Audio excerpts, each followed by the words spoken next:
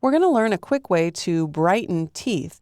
I'm going to tap the L key in order to select the lasso tool, and then I'm going to make a selection around the teeth area. Now you'll notice that my selection isn't very exact, and this will still be fine because I'm going to use an adjustment layer. In fact, we're going to select from the bottom of the layers panel the hue saturation adjustment layer.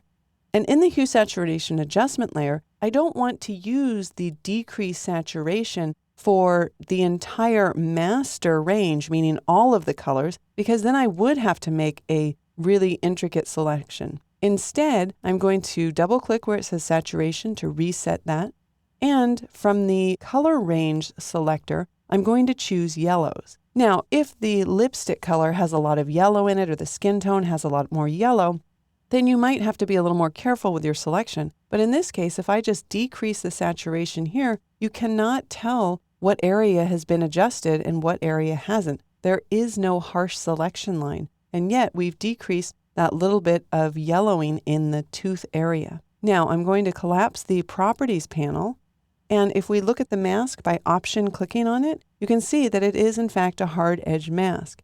If you had a lip color that had a lot of yellow in it, what you could do to soften that mask would be to show your properties panel again, click on the mask icon up here, and then increase the feather a little bit just to get rid of that hard edge. All right, so I'll collapse the properties panel, and I need to make sure that I am now working on the background layer because I want to just get rid of the little distracting darker area of the tooth here. And the way I'll do that is I will select my patch tool.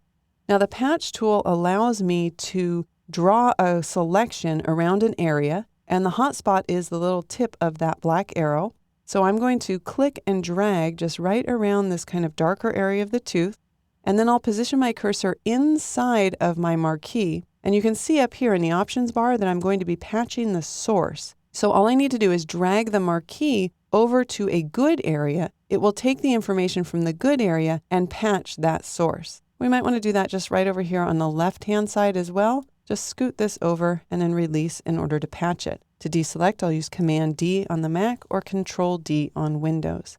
So that's just a quick way to remove that little blemish that was on the tooth. Of course, the hue saturation adjustment layer is what we use to remove some of the yellow. And that's a quick way to brighten teeth while retouching a portrait in Photoshop.